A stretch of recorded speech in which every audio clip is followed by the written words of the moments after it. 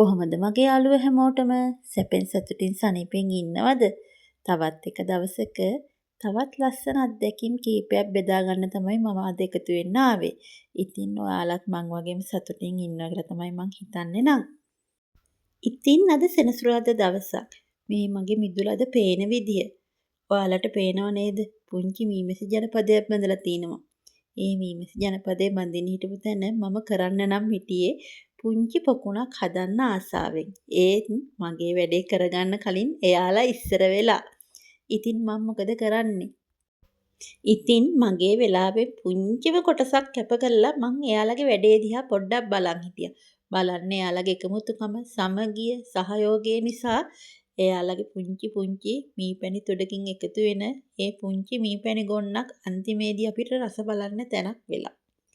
බලන්නේ සමගිය කොච්චරක්ද කියලා. අපේ ජීවිතෙත් ඒ වගේ තමයි. අපේ පවුල ඇතුලේ සමගිය තියෙන තාක්කල් අපිට සතුටින් සිටියකි. සහයෝගය තියෙන තාක්කල් අපේ ප්‍රශ්න අපිටම විසඳ ගන්න පුළුවන්. ඉතින් ඒ වගේ තමයි මෙයාලගේ සතුටත් මෙයාලගේ ජීවිතෙත් පුංචි සුළු කාලයක් වුණාට එයාගේ රැජින එයාලගේ සගයොත් එක්ක සතුටින් මේ වැඩේ කරනවා. අපිට වගේම පුංචි ඔයාලටත් ලොකු ආදර්ශයක් වෙයි ඒක. ඉතින් මේ නිවාඩු දවසේ මගේ වගාවේ කොටසක් බලන්නකො. වගාවක් කිව්වට මහා ලොකු දෙයක් නැහැ. මිරිස් පෙළ කීපයක්. හෝ මිරිස් පෙළ අපේ ගෙදර ආර්ථිකයට හයියක් වෙන පුංචි පෙළ කීපයක්. මේ හෝ මිරිස් පෙළ වලින් මං කරලත් දෙකක් ගන්නෙ නැතුවමත් නෙවෙයි.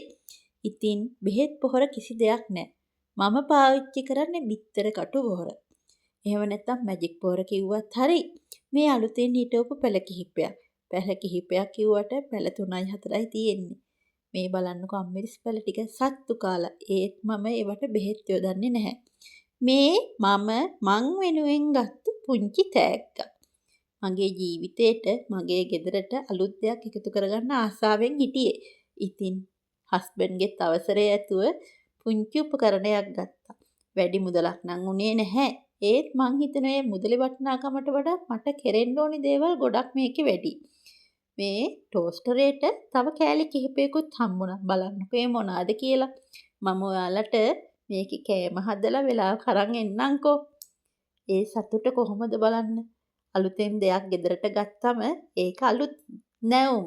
ඒ සතුට පුංචි ළමයිට වගේම අපිටත් දැනෙනවා. ඉතින් මම ගිහිල්ලා එන්නම්. නැවත සරණයි.